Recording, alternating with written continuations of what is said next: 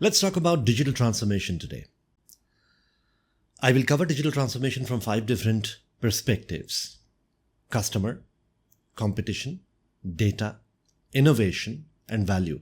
And this is not something that I've come up with. I've read an article on Medium. I will share the link to that article, but I would like to give my perspective on all of these things. So in today's episode, I will only talk about customer because it's an extensive concept, and I think it's one of the most important concepts from a digital transformation standpoint. Now, I've heard Simon Sinek often talk about leadership, and in one of the videos that he had published, he said that the CEOs often say that customer is their most important thing, but when you ask them when was the last time you talked to a customer, none of them really have. And that it is the employees of the organization who really talk to the customers, so it's the employees who should be the most important thing for leaders. Be that as it may, I think that customers are still the most important thing for the organization. I mean, of course, leaders being leaders have to take care of their employees so that they're happy and they're satisfied and they feel a certain passion towards the organization, towards the customers, and then ultimately they support the customers better. And there is no doubt about it. I'm not challenging Simon Sinek in any way. But through the employees, the organizations and the leaders are still trying to get to the customers. Customers are the most important thing. Now, I'm not talking about just profit-making organizations. I'm also talking about non-governmental organizations or non-profit organizations. When I say customer, I don't just mean customers who buy our products, while that is a large portion of what I mean. I also include within the category non-profit customers. So if there is a non-profit organization like a hospital or something that's taking care of the patients, then patients become their customers. So customers is just a concept, not someone who buys our products. Even if the product is free, a customer remains a customer. So many years ago, I was reading a book by Philip Kotler called Marketing Management. And Philip Kotler, by the way, is the father of marketing management. And anybody who has done any course in marketing or any degree certificate in commerce would know the name Philip Kotler. So if you already know it, then this is probably a refresher. So in his book, Philip Kotler introduces 5 concepts. Today is a day of 5s. He introduces 5 concepts of, overall marketing. So he starts with the product concept. The product concept says that you build a product that is so beautiful, so amazing in quality, so nice that the customer doesn't have a choice except to buy that product. And a case in point is Apple products. Apple products are usually so good in their quality that people usually who are looking for quality don't even compare. They don't have a choice. They only go for Apple. Now, some of my friends, very close friends, have never liked Apple because of their business strategy of keeping themselves away from each other and other products and not standardizing and all of that.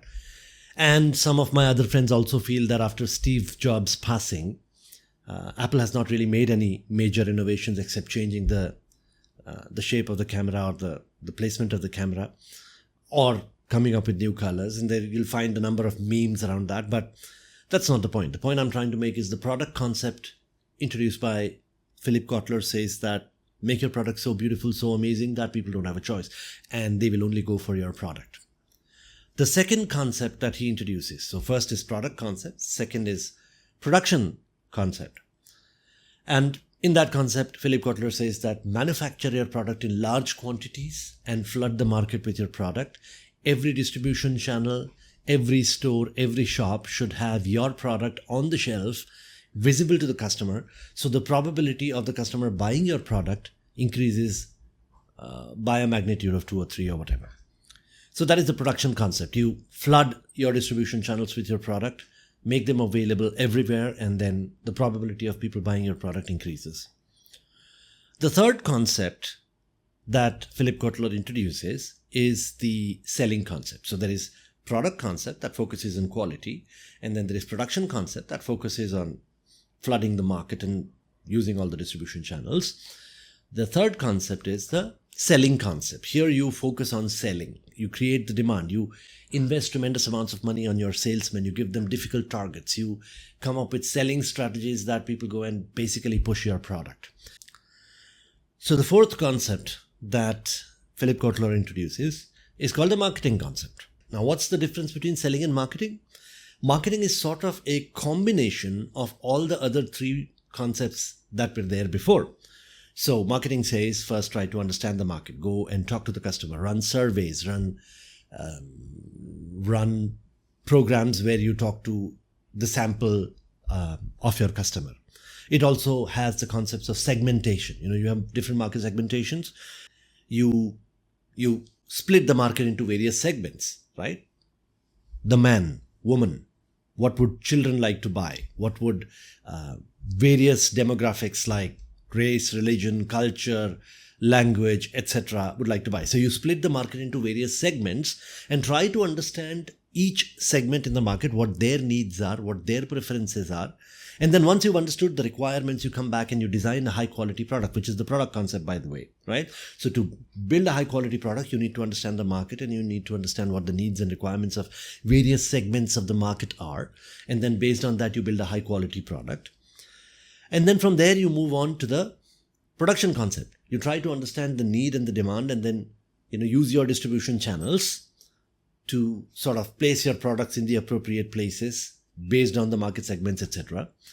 And then you come to the selling concept. You use your sales force, your sales team to push the product into the market, help them understand what is unique about your product, how it fills a certain need, a certain gap in the market. And that's how you sell your product. And that is the marketing concept. It's a combination of the rest of the three. And then Philip Kotler introduces the fifth concept called the societal marketing concept. Now, the societal marketing concept is the marketing concept with a societal angle to it. Build a product that will contribute to something societal. It could be environment, it could be the ecology, it could be world hunger, it could be saving orphans, what have you. It could be anything societal. That way, what happens is the customer feels pride in buying that product. The customer feels that by buying the product, the customer has contributed to a societal cause, right?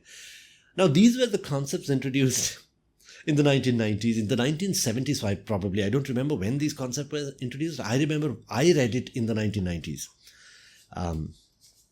What digital transformation has done to this entire area, and I'm sort of categorizing it under the first concept of digital transformation, which is customer, is revolutionize everything. All right.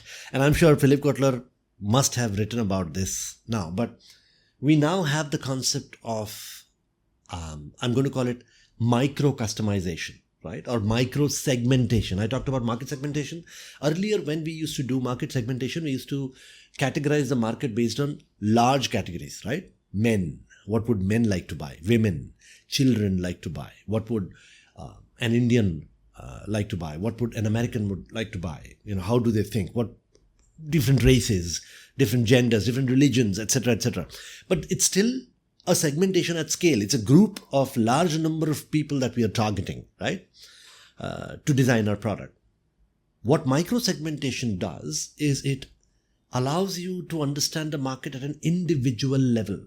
So today we have products, and I'm not saying all the products are like that, but we have products that are customized according to your individual preferences, one single human being's individual preferences. That is micro segmentation. Think about Amazon, for example, right? Amazon shows you products based on your purchase preferences that you've done in the past. Think about Netflix, right? They show you movies and TV shows in the preferred list when you open Netflix for the first time, based on your individual preferences. What are the movies that you've seen previously? What kind of movies do you prefer? Do you like romantics, rom-coms, or do you like action, or do you like, whodunit kind of movies, or what have you? And depending upon your preferences, they track your track record, they try to understand your preferences and customize the product according to your requirements. So digital transformation has completely revolutionized the way we reach out to our customers, the way we try to understand our customers, the way we build our products based on individual preferences. And it's revolutionized marketing. But it's not just how we reach out to the customers and try to understand their requirements. We've also created an avenue for the customers to reach out to us. In a way, if you think about it, when you're watching Netflix, what you're really doing is you're reaching out to Netflix, telling them what you like, right? In Netflix, you see movies that you like, you can give a thumbs up and tell Netflix that I like this more. This is the kind of movies that I like. And over a period of that time, they understand what you need, right? And you'll see this more and more, right? You'll see online products which are born on the internet, and then, they're primarily internet native, as I would call it, would understand your requirements, whether it's, social media platforms, or whether it's online shopping platforms, or whether it's, other kind of products that you often buy online. All these are, sort of custom designed for individuals. And that has revolutionized the entire industry. So that is the impact of digital transformation on how we reach out to the customers and how customers reach out to us, and the entire relationship between the product, the customer, and the organization. Now, there are other concepts that I will introduce in the future episodes, but I'd like to talk about a slightly different topic about this. Today, what I'm talking about is about business and about customers and about marketing. But how is it related to enterprise architecture? Now, there's this saying that you must have heard, which says, "Jack of all trades, master of none." And this is seen as a bad thing. Like when you tell someone that this person is a jack of all trades and master of none, what you're really saying is that he's good for nothing. He knows a little bit about a lot of stuff. So what? He doesn't know anything very nicely. He doesn't know anything in depth. But that saying is not how it's supposed to be used. The saying originally was, "Jack of all trades, master of none, oftentimes better than master of one." So really, if you're a jack of all trades and master of none, then that's a good thing, right? That's what the original saying meant. Now, to a certain extent, that applies to enterprise architects as well. Being an enterprise architect, you need to be a jack of all trades. You need to understand the business. You need to understand technologies. You need to understand IT. You need to understand infrastructure. You need to understand public cloud. You need to understand automation. You need to understand all kinds of stuff to be able to deliver something as a product, to be able to do enterprise architecture, to be good at enterprise architecture. Having said that, I don't want to say that enterprise architecture is a field of generalists, because a generalist is usually seen as a postman, someone who doesn't really do anything by themselves. They just, sort of pass on the parcel, pick it up from one place and drop it to the other, get the requirements for the customer and give it away to the technical specialists, and that's their job. But that's not it, right? While an enterprise architect needs to be a generalist to a certain extent, they also need to specialize, right? And human brain has incredible capacity. I've always believed in personal mastery. I've always thought that, we should dedicate our lives to personal mastery. And what I mean by that is, while I say that you should know a little bit about a lot of things, there are few things that you should know really well. So I would call an enterprise architect a general specialist, or a special generalist, or whatever. I don't have a term for this. But the point is, you should know quite a bit about quite a lot of stuff, and then you should be really good at one or two things, right?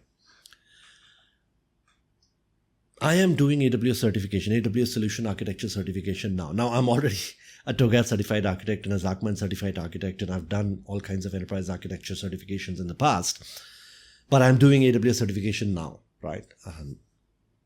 Why? I wanted to do this certification long back. In fact, I should have done it long back, but I really never felt the need to do it, because I always thought that, because by doing the work on AWS, I have a decent knowledge of AWS, and I thought,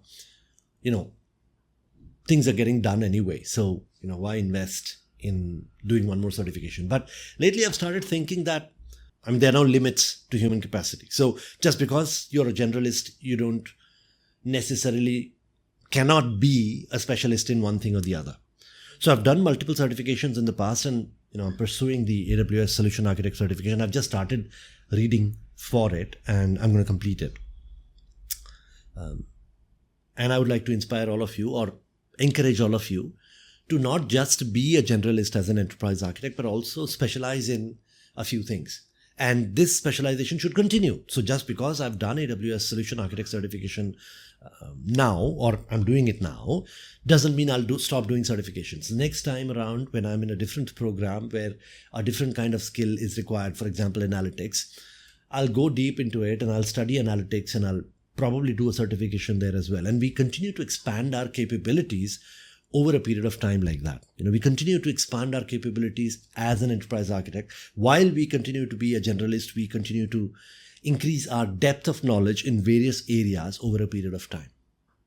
I would also like to talk about a very good friend of mine, Neha, who specializes in full stack development and also does trainings on full stack development. This would include React.js, Node.js, JavaScript, HTML, CSS, database, etc., etc.